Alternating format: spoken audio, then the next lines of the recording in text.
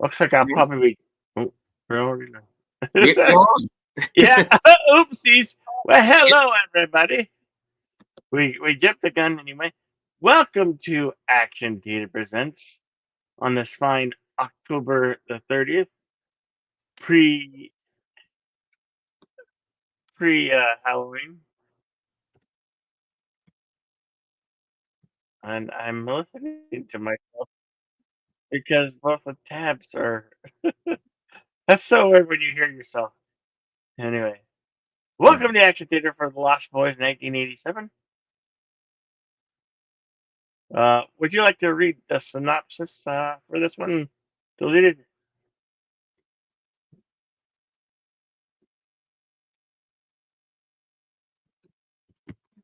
Uh, I do not currently have a synopsis up and running. All right. Oh, Um, Basically, story is you have this family, a mother, two teenage sons, move to the seaside town of Santa Clara, where her father lives, their grandfather, and they meet up with a pack of teens, bit of a rowdy bunch, kind of the aforementioned Lost Boys, and it turns out that this group is vampires, and the teens team up with these would-be vampire killers to deal with the situation. That's basically it, and it's a runtime of 97 minutes, rated R for some gore, a little cheesy, but was enough to get it an R. But hello, Andrea Black. Good to see you. All and right. welcome newcomer Adrian Stefani Nicola. Mhm. Welcome to the channel, and uh, thank you for becoming a member at the Rebel level. Anyway, as much as we love to show you these here on YouTube, we are restricted by the guidelines and rules of YouTube and copyright law. So we have a room available to view the film. Uh, think of this as a fan commentary. This came out the summer of 1987, July 31st. I had just finished the 8th grade and was getting ready for my freshman year of high school. This movie brings back lots of memories. So, if you haven't seen it, buckle up. It's pretty much of a roller coaster ride, and it's back when vampires were super cool, right? Mhm. Uh, anyway, if you want to head over to the screening room right there, you can join us, and we'll start this thing, shall we?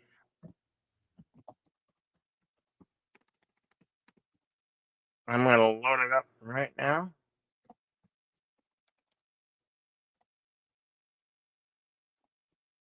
Anything you'd like to add about the film, Deleted? All right. Well, we have a cast kind of at the beginning of their careers. We have, of course, Jason Patric, Jamie Gertz, the two Coreys, Corey Haim and Corey Feldman. Yeah. Um, we have Kiefer Sutherland leading the group of vampires. We've got a few old pros on hand. Of course, Diane Wiest, Edward Herman, Bernard Hughes. We're going to be pointing out a few other familiar faces as we move through the film. Yeah. Yeah, kind of talk about our reactions to it at the time. And of course, as much as we would like to show you the film, we can't. It's not public domain just yet. But if you are live, you can join us on Cosme at the link at the top of the chat. Films, of course, available on physical media. There is a 4K at present. You can also find the movie on Fandango at home. Mm-hmm. I would think probably Amazon. Yeah, you if you get it at Fandango at home, you can get it in a bundle with Interview with a Vampire and Queen of the Damned. And a lot of those movies, since it is closer to Halloween, are on sale right now. So if you can't find it on DVD or Blu-ray, it's always a good alternative. But we do support physical media here, so yeah, have go grab it if you guys missed the show. Anyway, we're gonna kick the tires and light the fires right now, and start this thing.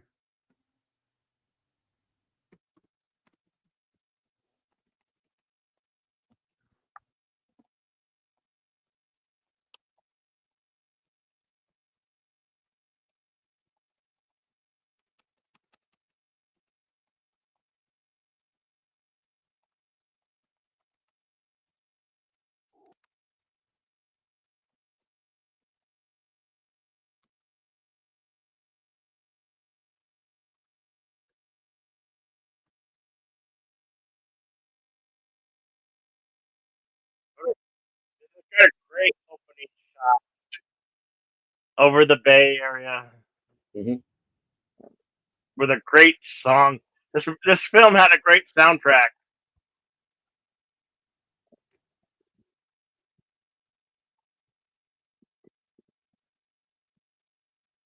Warner Brothers presenting The Lost Boys, produced by Richard Donner and directed by Joel Schumacher.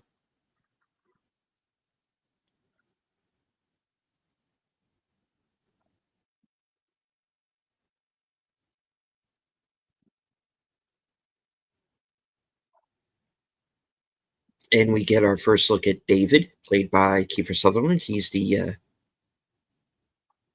at present, we are led to believe he is the leader of the vampires.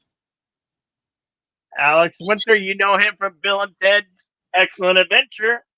Mm-hmm. Billy Wirth, who is in the Abel Ferrara version of Invasion of the Body Snatchers.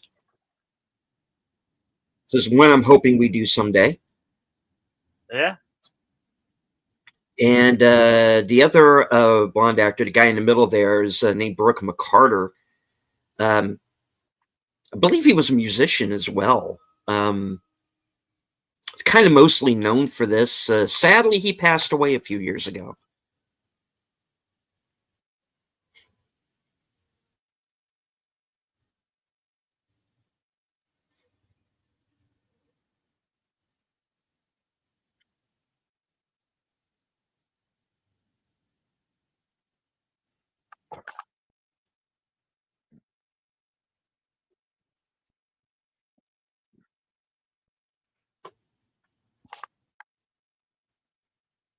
And of course, the film makes use of a lot of the kind of sweeping overhead shots like this one, which are meant to imply that these are the vampires flying through the air. The vampires in this film they got wings, boy. This is before drones were a thing, so I think they filmed it with a helicopter shot or.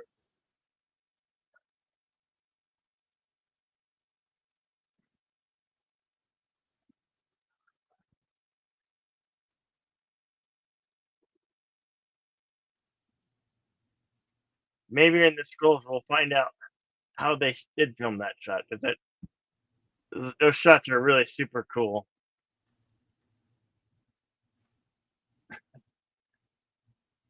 Nowadays, you guys would just get the shots like this on a drone that you could own. Mm-hmm.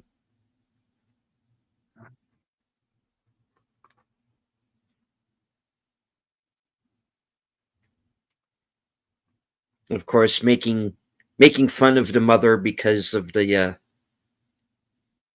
she's kind of like this she's kind of a 60s hippie and kind of likes the music from that point in time, and then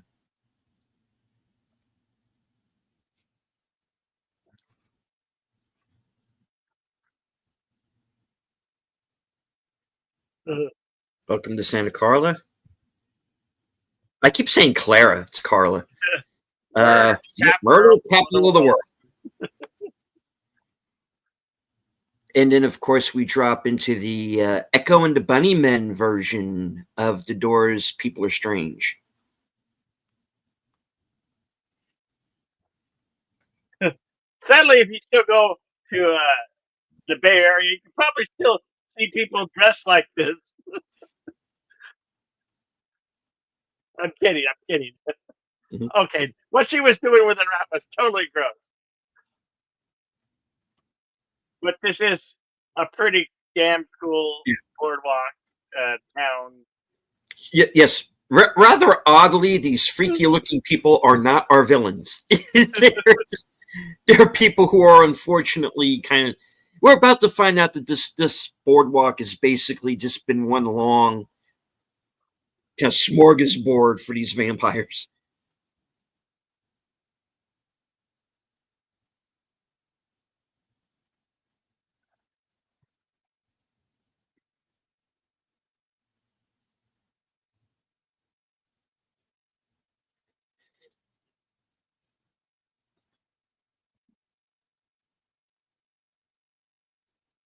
And you see kind of diversity Yep. in 1987 before, and nobody calls attention to it. Just as you see here, the director of photography here is a fellow named Michael Chapman, and he went on to get Oscar nominated for The Fugitive. James Fisher and James Jeremias, the original screenwriters, and screenplay by Jeffrey Boehm. He would later go on to work on the Lethal Weapon films. I think he wrote or co-wrote the first three. He also adapted The Dead Zone as well. Very popular screenwriter at the time.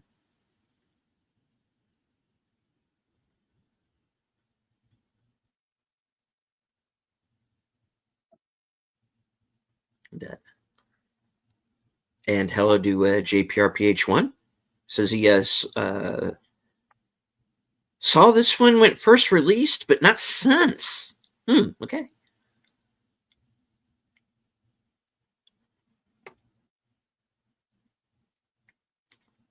Of course, Bernard Hughes here's grandpa.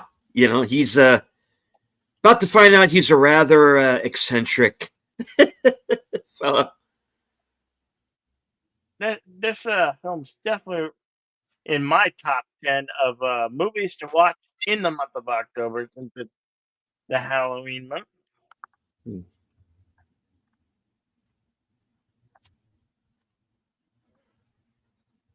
And a great cult classic vampire film.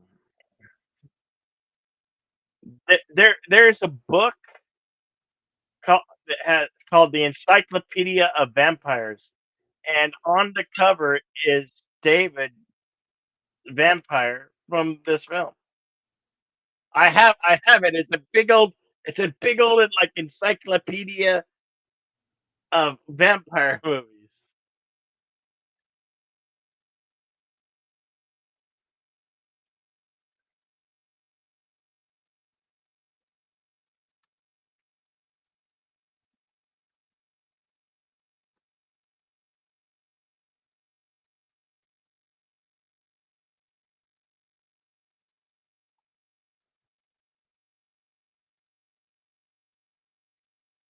Grandpa's got a hobby of taxidermy. And of course, making a film that makes a lot of use of Steadicam. we get a lot of kind of helicopter shots in this from overhead. We get a lot of we get a lot of pretty good steady cam in this too, doesn't Yeah. That actually doesn't always call attention to itself. There's a lot of very long shots in this. Yep. Hail to the voice of Northern Oklahoma, Curtis Shelby, also known as the Tired Midnight Blogger.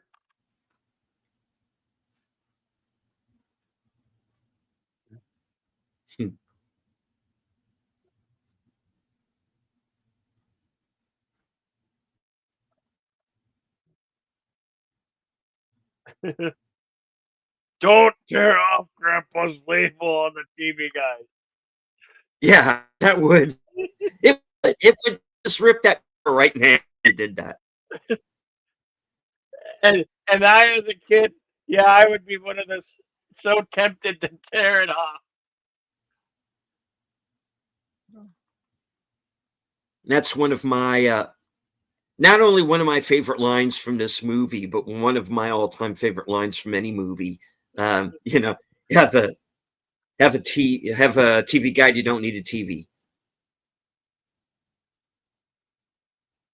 And of course, here's Mr. Oiled Up and Shirtless himself.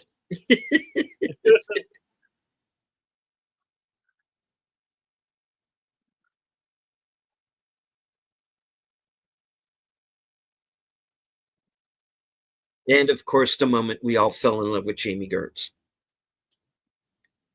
Or at least I did. Yeah, I think us as teenage boys, yeah, we all kind of grew a crush on her. Curtis, you can back us up on that, right?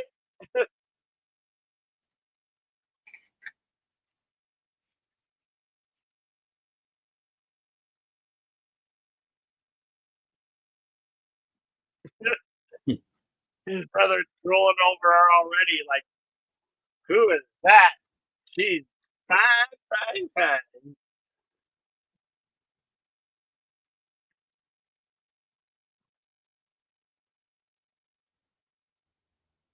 When I first seen this, I remember looking at the singer of this pretentious rock group, and it's like he's got muscles and he's playing the saxophone.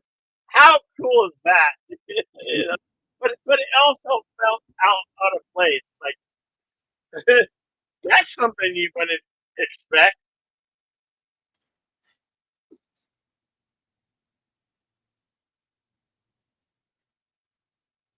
Of course, you have our characters kind of getting to lay the land here. You know, kind of. And of course, there's the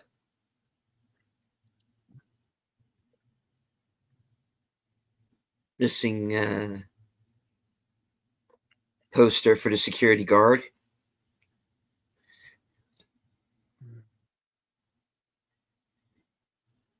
And Edward Herman, of course, is Max, who runs the video store.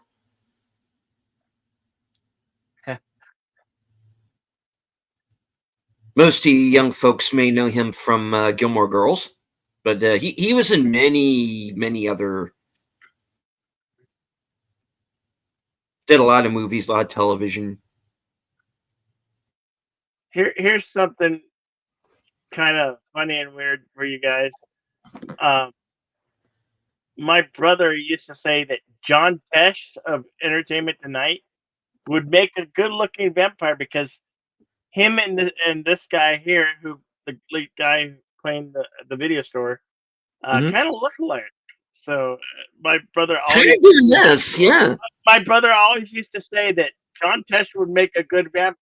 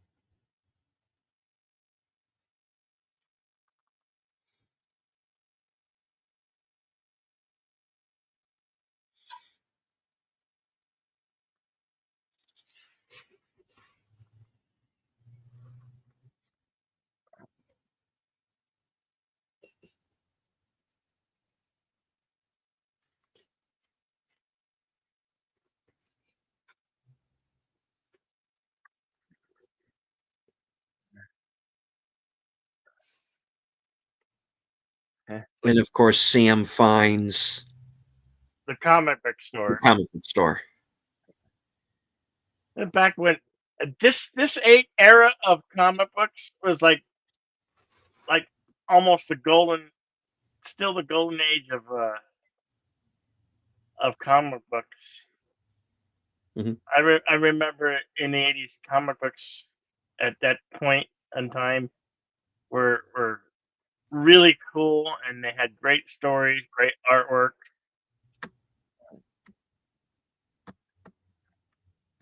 And of After this course, after right. this movie, I went and seeked out a bunch of comic book stores.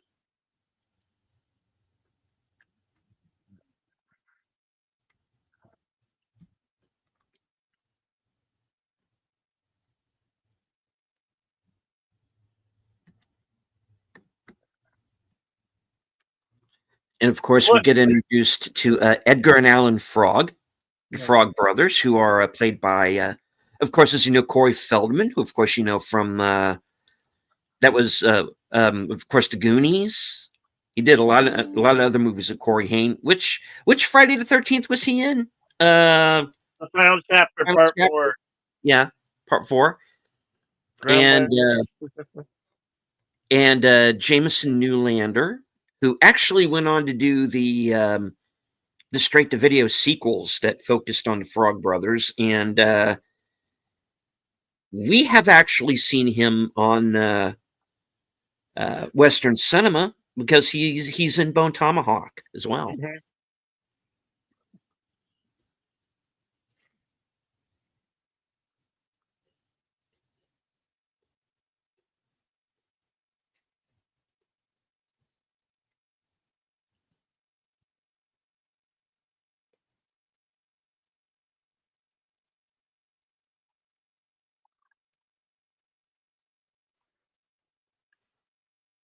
It does kind of make you wonder, though, with this group, how is Keanu Reeves not in this movie?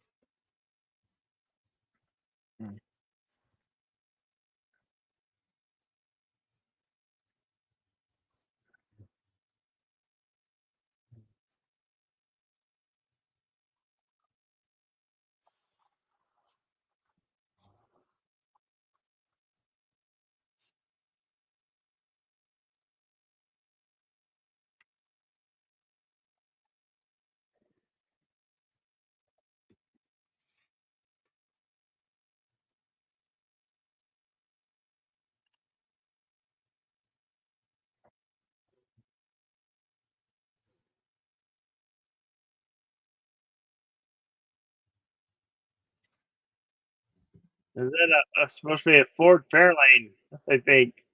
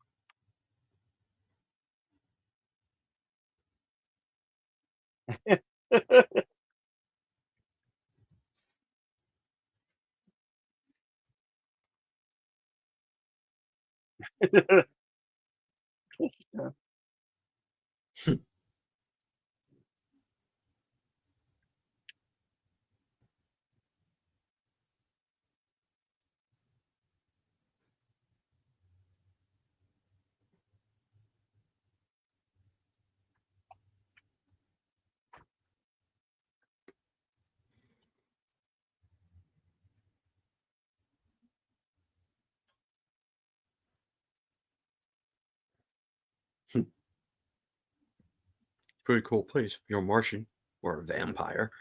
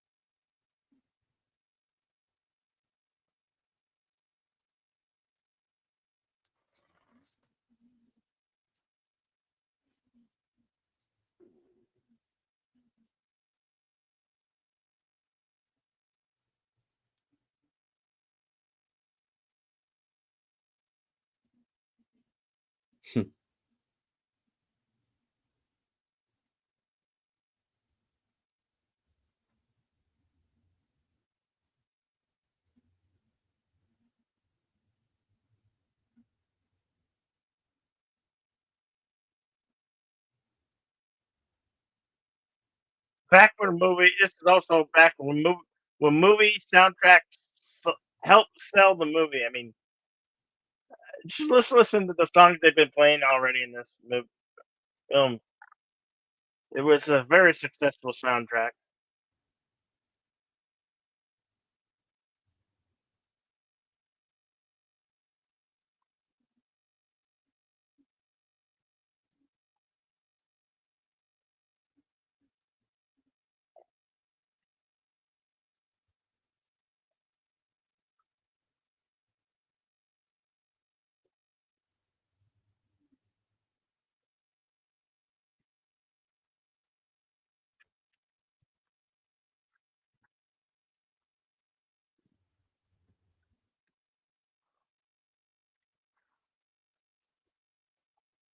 Hello to you, Sanji.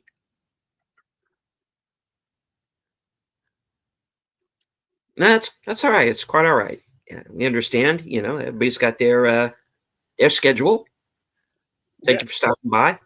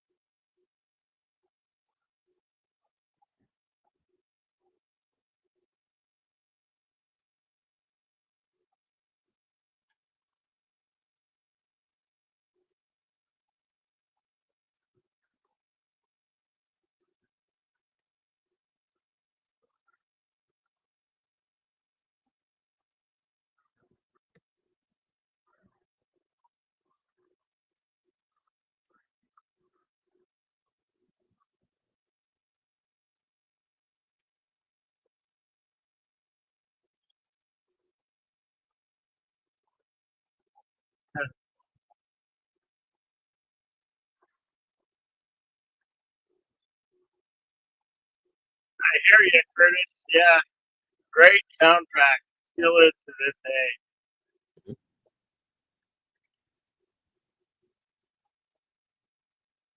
And this is Lost in the Shadows by Lou Graham.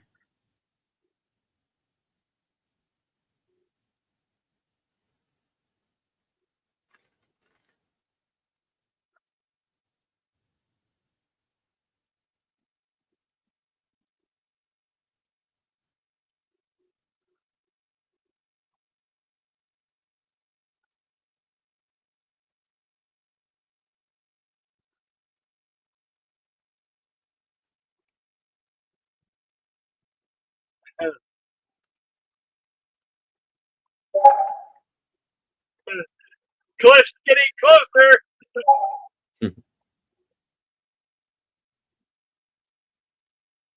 Wow, that was pretty darn close.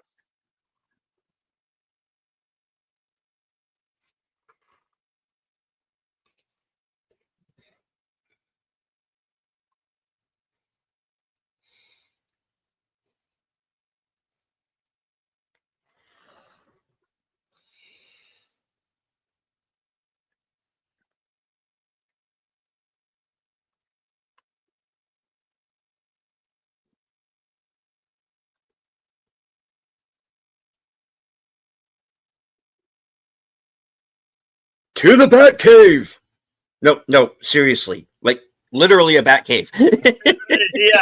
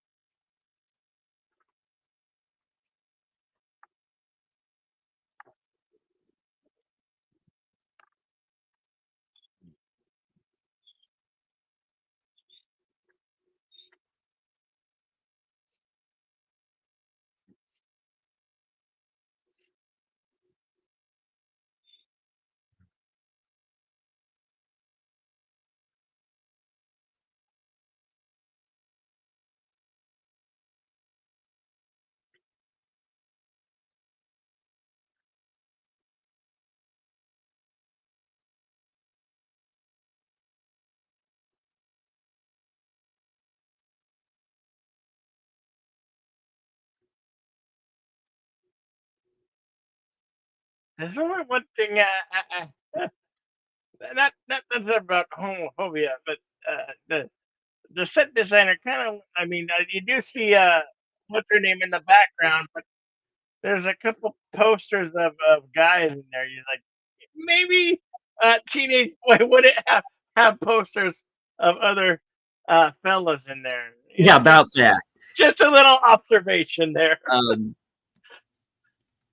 I was going to bring this up a little later on because it does get brought up in the trivia, but yeah, kind of the choice of posters is odd, so we say. Yeah, Um, like I said, even though you do get a poster of Molly Ringwald in the background there, um, Reformer is School Girls, but Rob Lowe or Chat, yeah, Rob Lowe. I think that's yep. Rob Lowe. Uh, Like, here's kind of an early dip into the scrolls, guys. yeah, Sam has a poster of Rob Lowe on his closet door. The poster has sparked years of debate about whether or not Schumacher, an openly gay man, was making a subtextual statement about Sam's sexuality by putting a poster of a male heartthrob on his closet, a reference to being in the closet. Schumacher also has Sam wearing an ear stud, riding a pink bicycle, and being more fashion conscious than any other character. On the DVD commentary, Joel Schumacher says that he chose Rob Lowe as the pinup because he had recently directed him in St. Elmo's Fire. So, kind of make of it as you will, folks. yeah.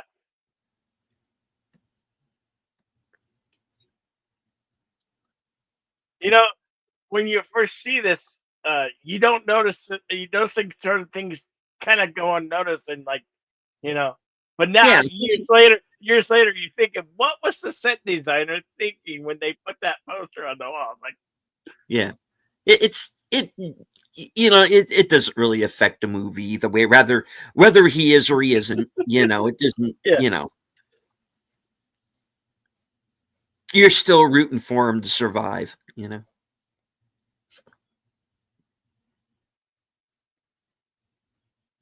I love how the vampires are playing tricks on him. You're eating worms, you're eating rice and maggots. Love the monsters poster in the background there, Mhm. and this wine bottle, so cool.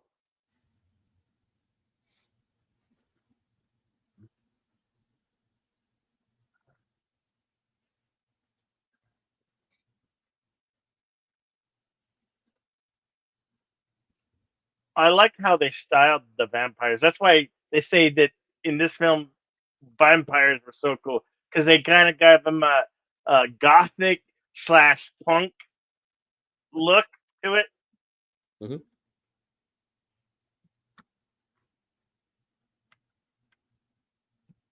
One of us, one of us.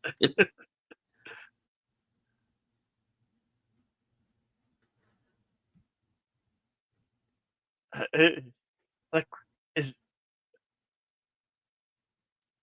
you see she sells in the background of this cave, but it looks like it's all a femur bone in the background too. Did somebody lose their leg?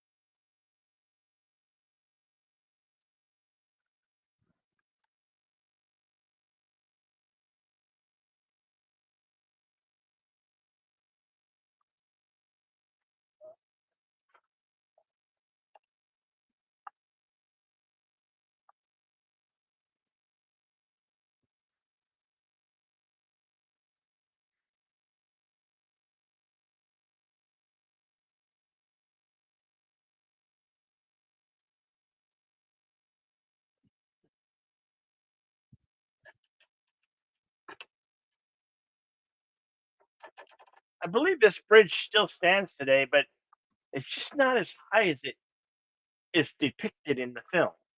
Hmm.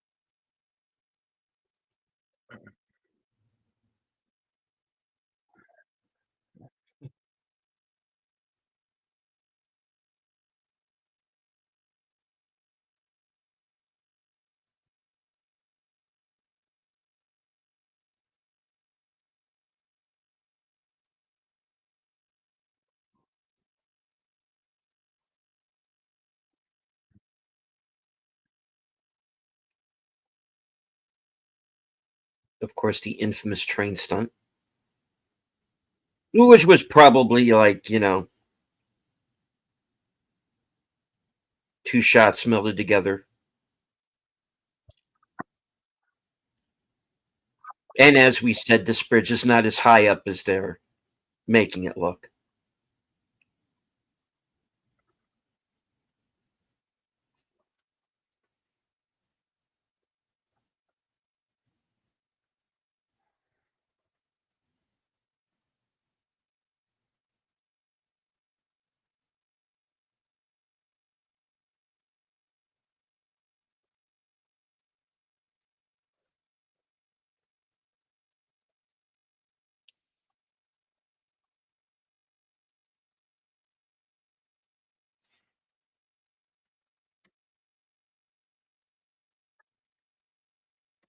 Hail Yeah. Connie Clearly, Bird Connie? Woman on YouTube, strong supporter of Deleted Scenes channel, and yours truly.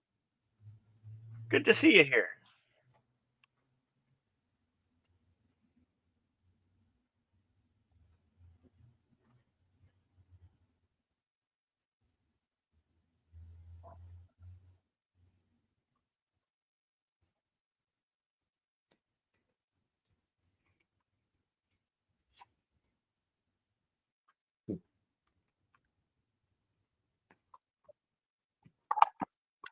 Wait a minute. I fly now? I fly now.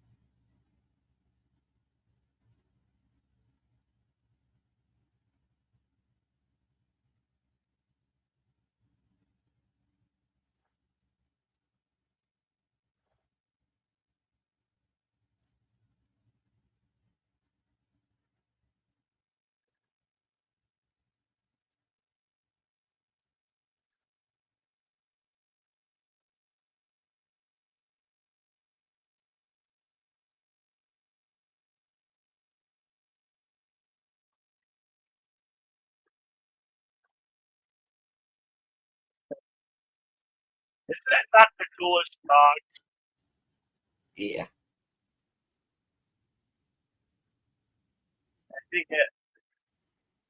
I think the dogs are a mix between a Malamute, Alaskan Malamute, and a Husky.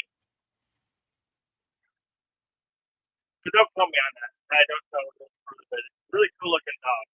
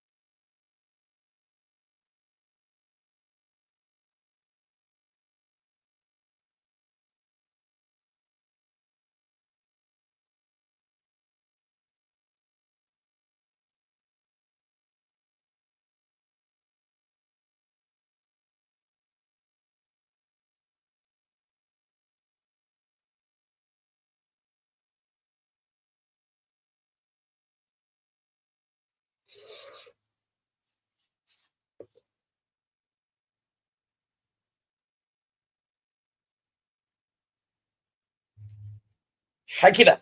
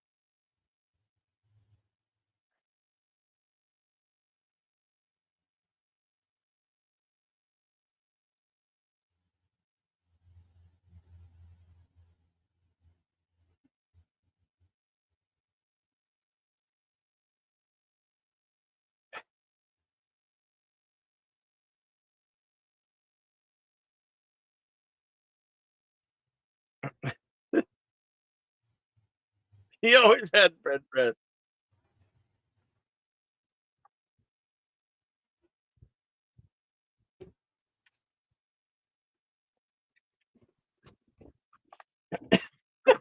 Hold He'll on. come over. He'll come over and do it for you. Yeah.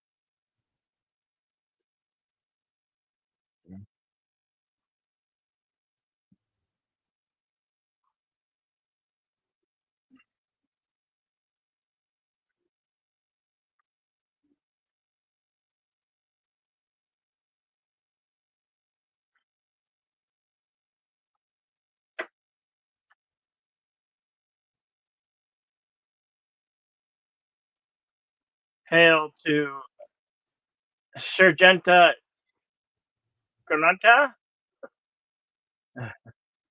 Hello, glad you're here.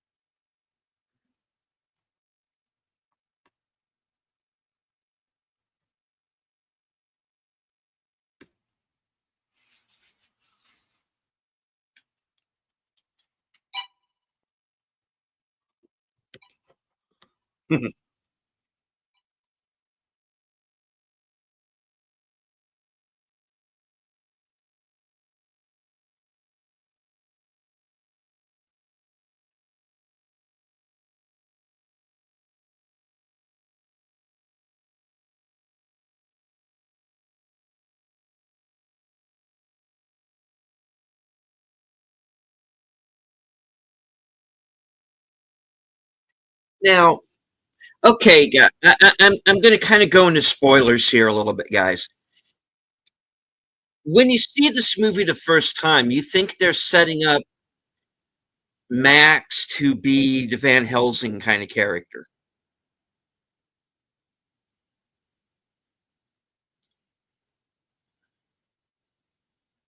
But that's going to go a little sideways.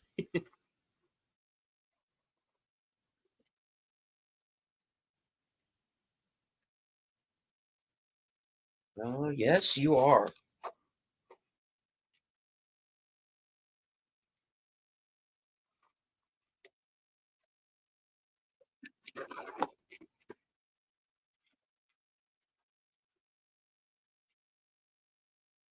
Yeah, the Solar Babies sequel is weird.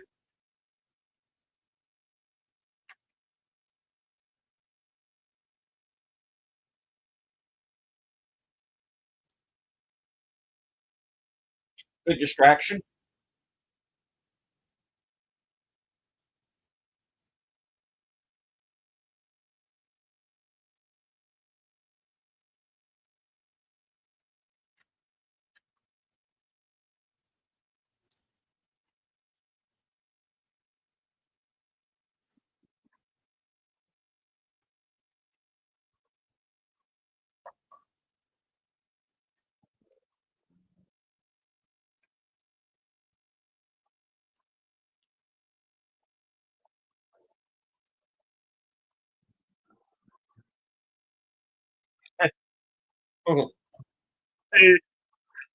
Curtis cracking me up. Yep, he got paid to kiss her. Well, here's something else that's really going to bake your noodle there, Curtis. Uh, and kind of dipping into the scrolls a little bit one more time. He was the one who actually suggested casting her. Yeah, because they had been in a movie a year before called Solar Babies, which was this kind of post-apocalyptic skater movie. It was kind of not bad, but kind of cheesy, a little weird. Kind of went straight to video. But It's got notorious for being a horrible movie. Like Razzie worthy the whole film.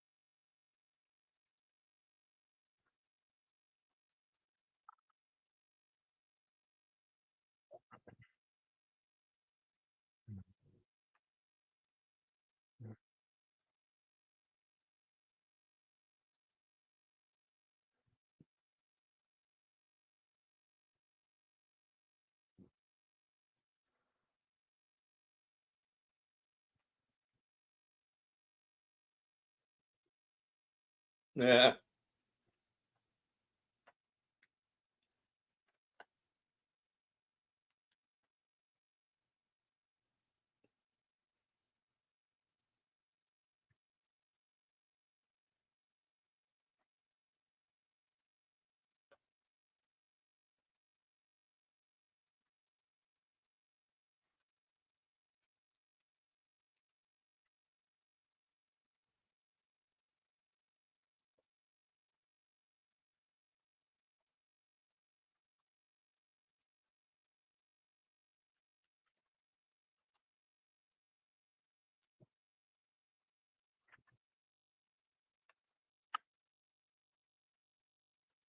Huh. Mhm. Knowledgeable woman. Years, years before delivery. Torch piracy.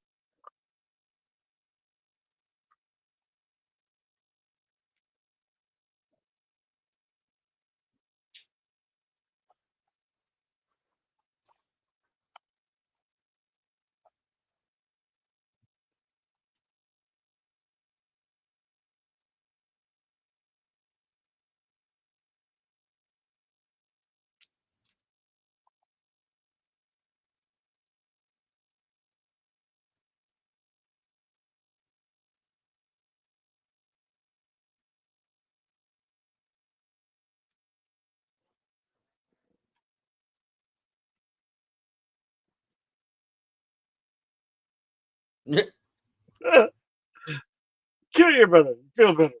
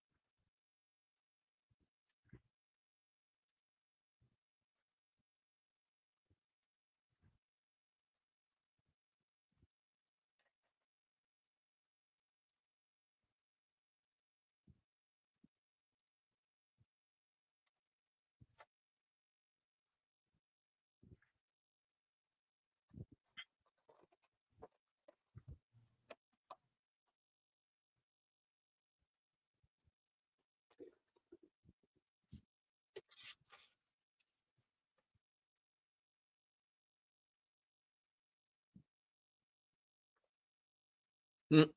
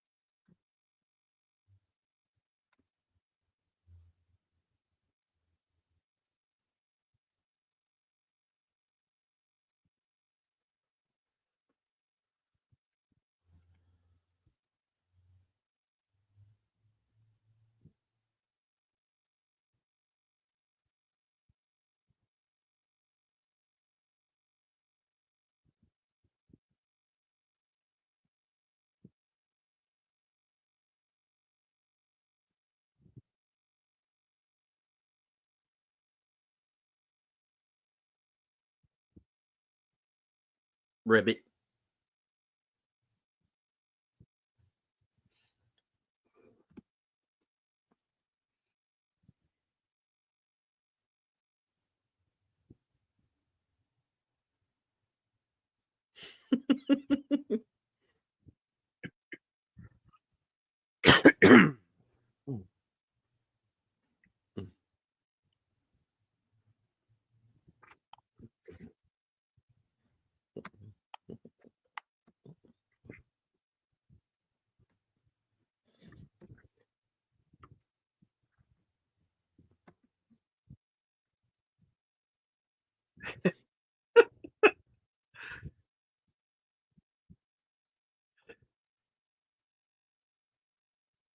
Um, did we forget the cheese?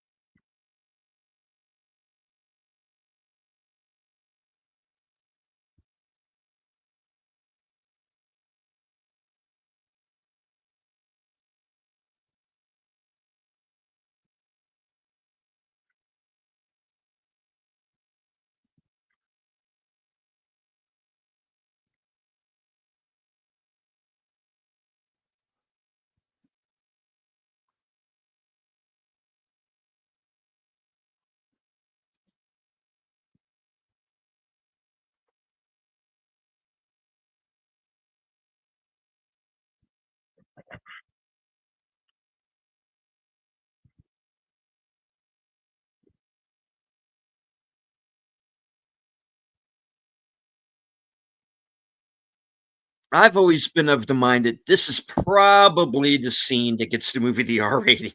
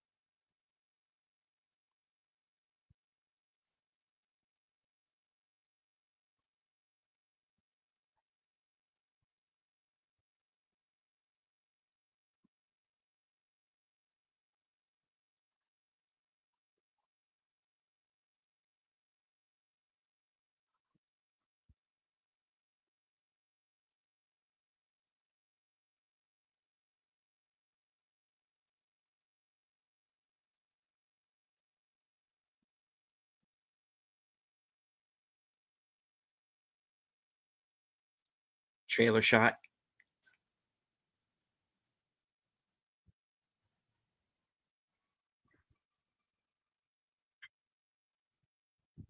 Now you know what you are.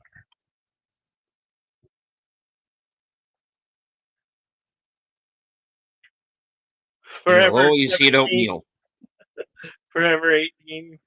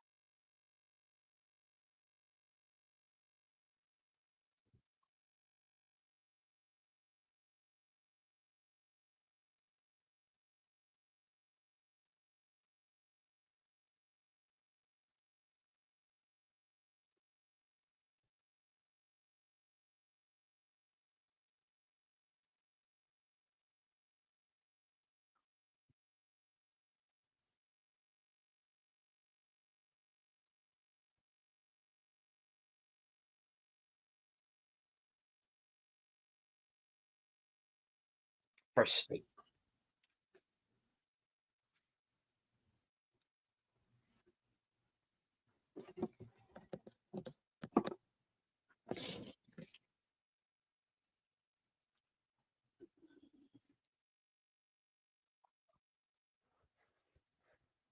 Bill's not so excellent adventure.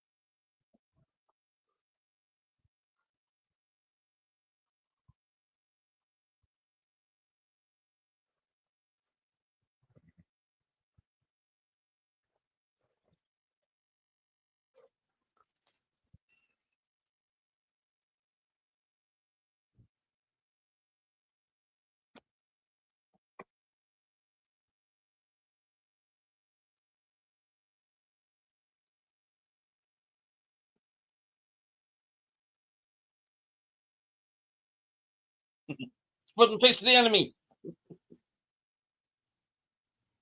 He opened up their eyes and talked.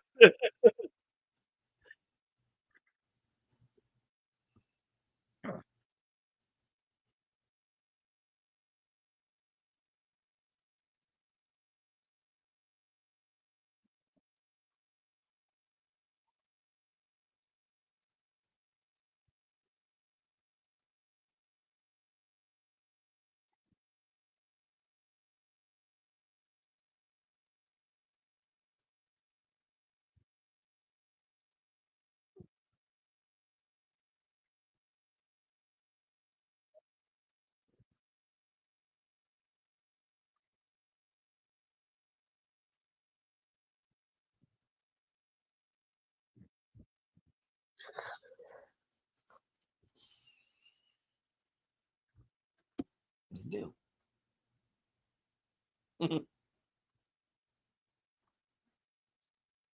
No, who's she? No, who are these people? Just next time, gas up my car.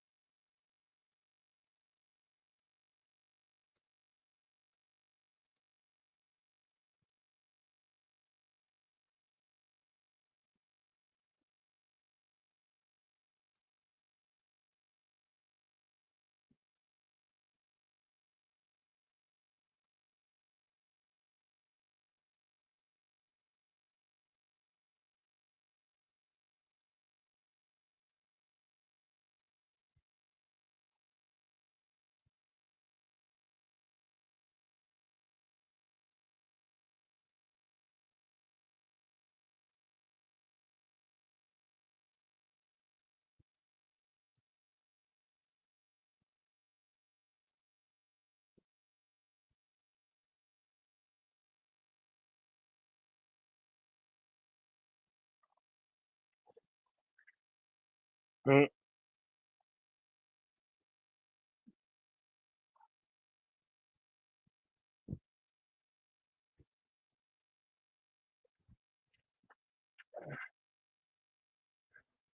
Yeah, Thorn.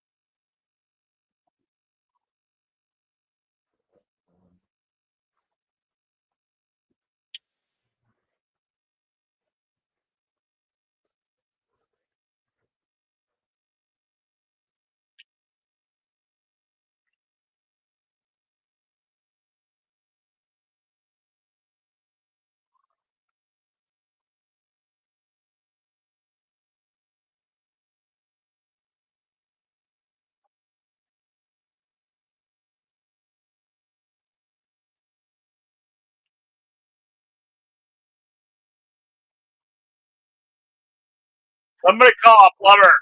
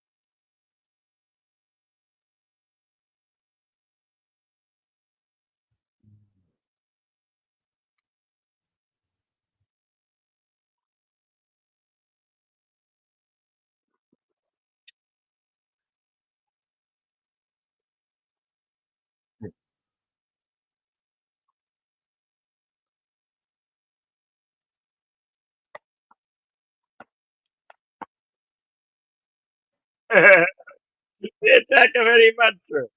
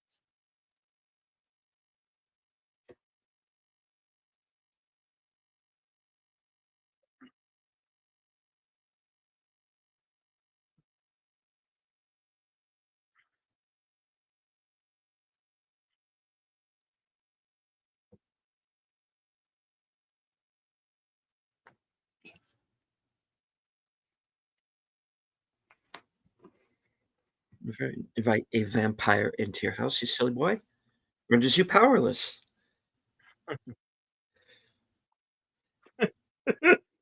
I don't think he knew that.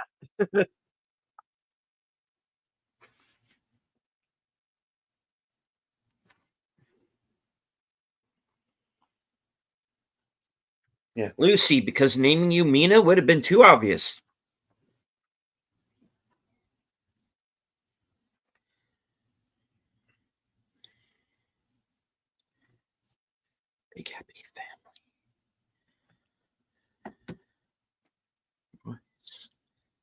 in my book.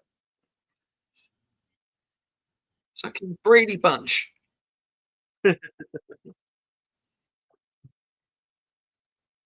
What about that?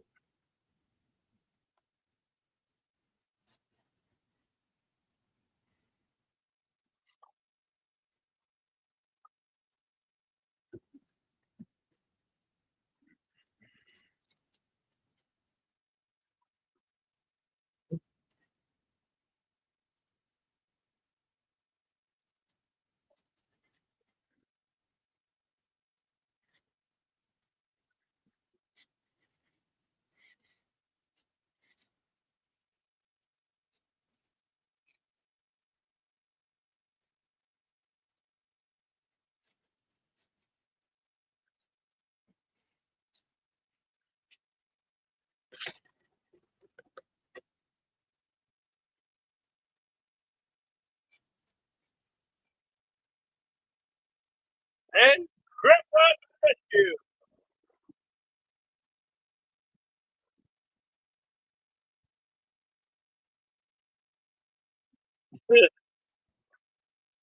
Now that's a stake to the heart. I definitely think he got the point.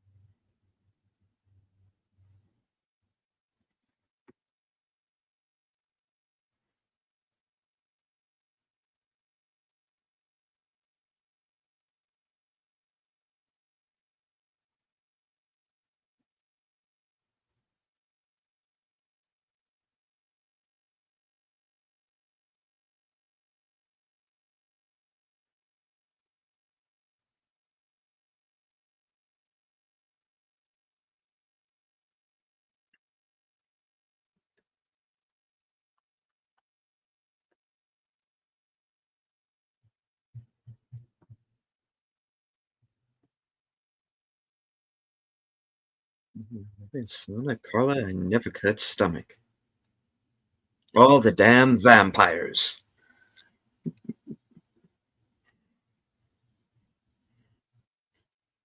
Cut. What? Faces look ugly when you're alone. And When there's you're some more alone. stories.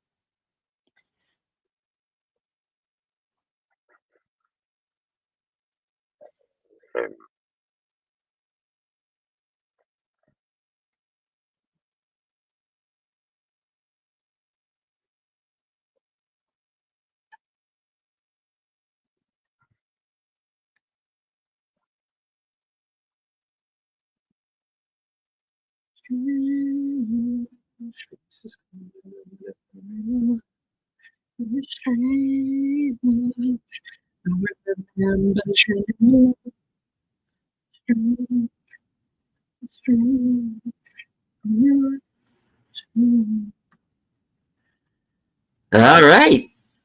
And I hate to talk over Roger Daltrey here, who closes us out with Don't Let the Sun Go Down on Me, which is Yeah. perfect. All right. And credit, We'll return credit music. Yeah. to the scrolls. Um, course, as Bill said earlier, The Lost Boys was released July 31st, 1987, at an estimated budget of $8.5 million, going on to gross more than $32.5 million worldwide.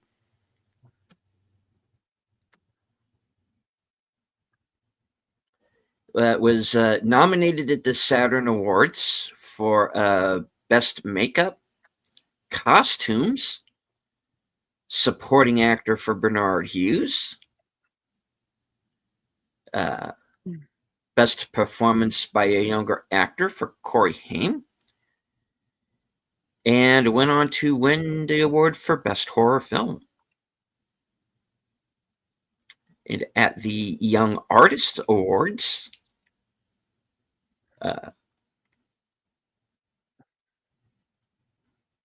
Corey Feldman won the Best Young Actor in a Horror Motion Picture.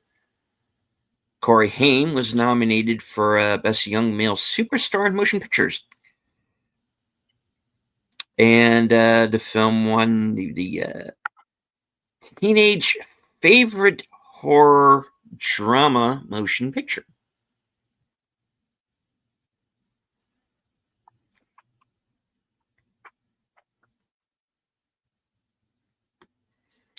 The Spanish title of the film is The Irredeemables. All right. Filming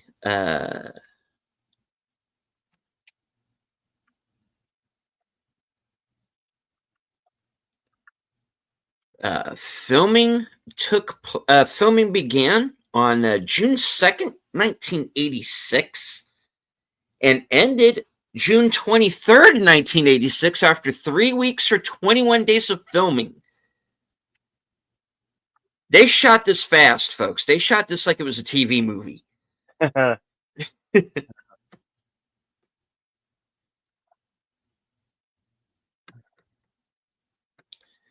All right. Filming locations included the Cliffs Marine Land of the Pacific, 6610 Palos Verdes Drive, South Rancho Palos Verdes, California, for the Vampire Cave entrance. Atlantis Fantasy World, 1020 Cedar Street, Santa Cruz, California, for the Frog Brothers Comic Book Shop. 17 Municipal Wharf, Suite D, Santa Cruz, California, which was Max's video store. The Pogo Nip Clubhouse, 333 Golf Club Drive, Santa Cruz, which is Grandpa's house. Iron Horse Trailhead, I-5 Exit 170, Magic Mountain Parkway, Valencia, California, for the Railroad Trestle. 526 Seabright Avenue, Santa Cruz. Whale snout protruding from the building, opening credits. 49 Municipal Wharf, Suite B, Santa Cruz, which was Max and Lucy's dinner date. Santa Cruz Beach Boardwalk, 400 Beach Street, Santa Cruz, for the boardwalk scenes. Stage 12, the Warner Brothers Burbank Studios, 4000 Warner Boulevard, for the cave interiors. And Stage 15 for the interiors of Grandpa's house for the final battle.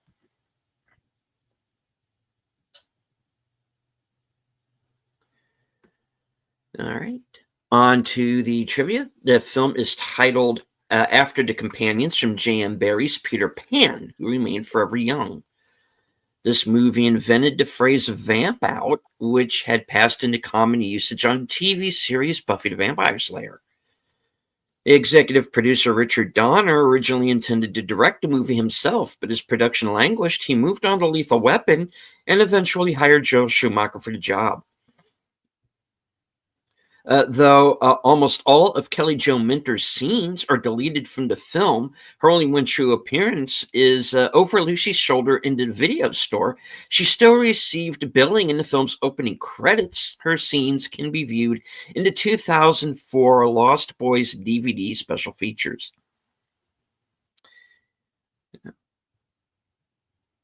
After Richard Donner passed on directing, Mary Lambert was brought in, but left due to creative differences.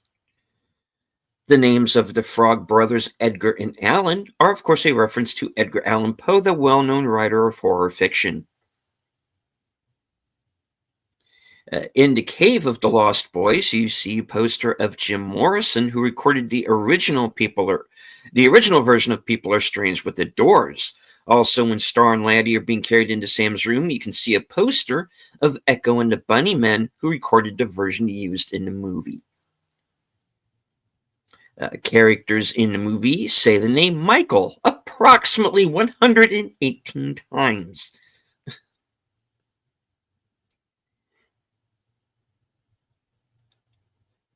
In the documentary Blood-Sucking Cinema, Corey Haim said that all of the blood had glitter in it to give it a shimmering effect and was slimier than other fake blood.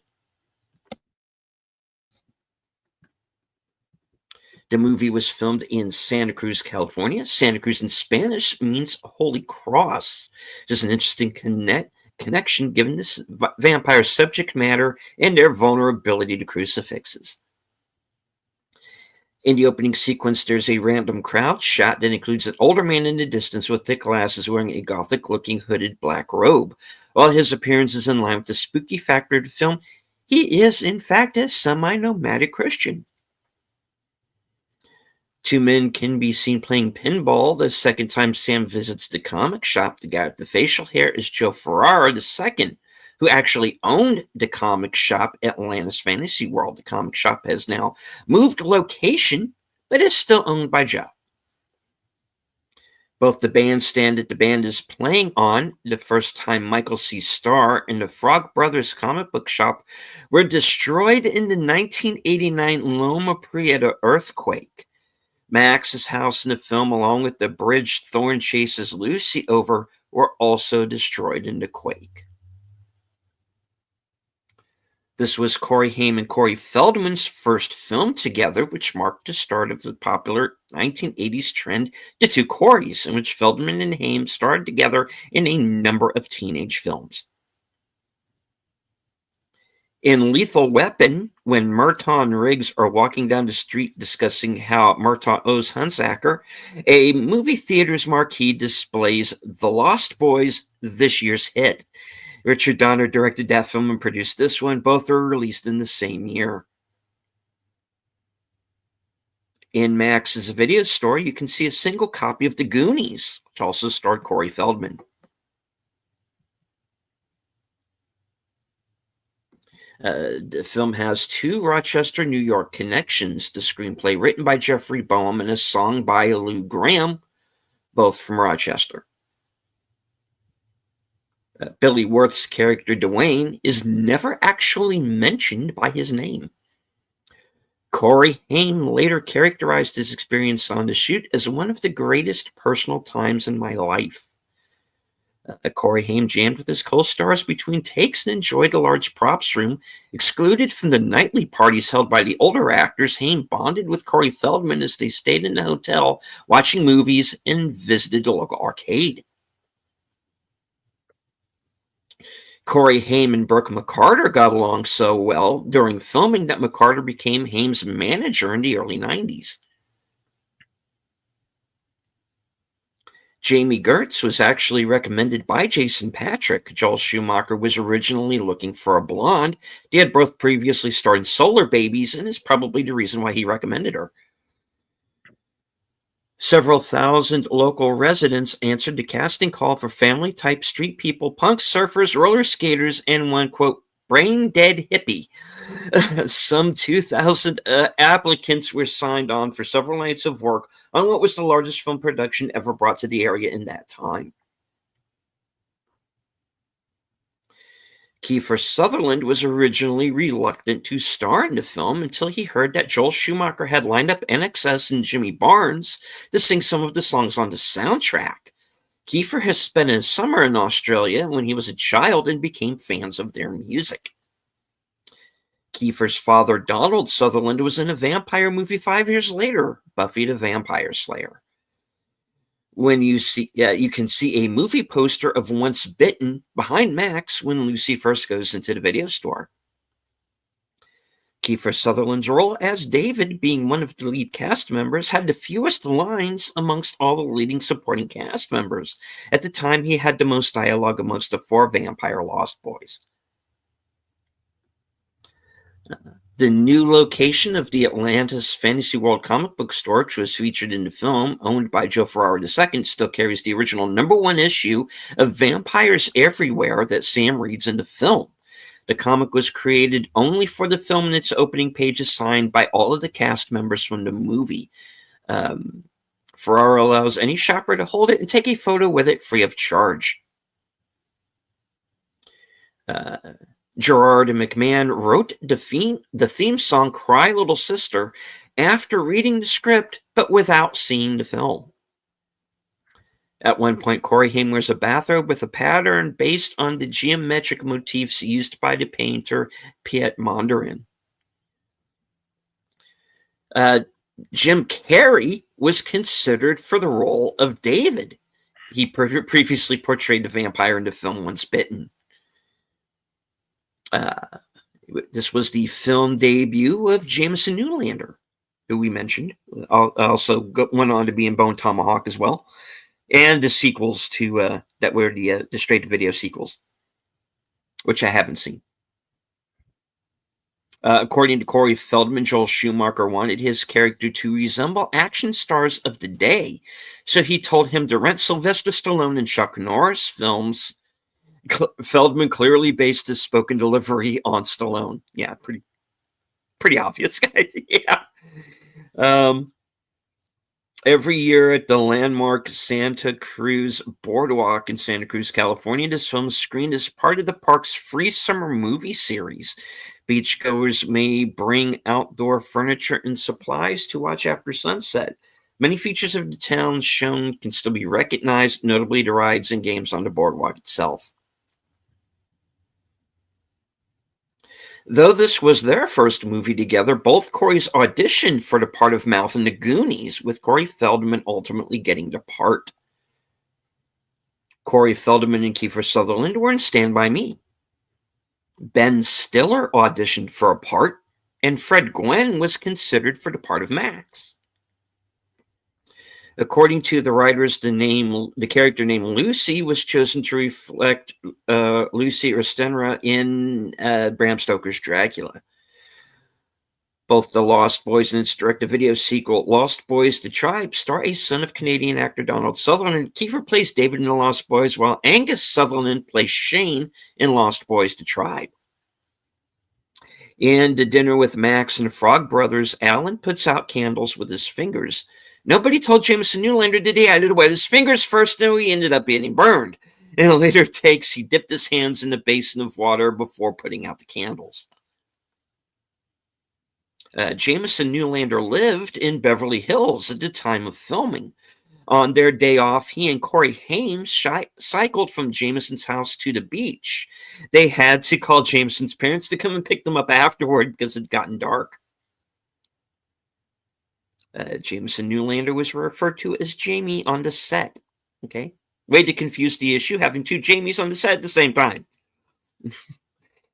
A year after the release of this movie, Alex Winter portrayed Dr. John William Polidori in Haunted Summer. Polidori wrote what is considered to be the first modern successful vampire story.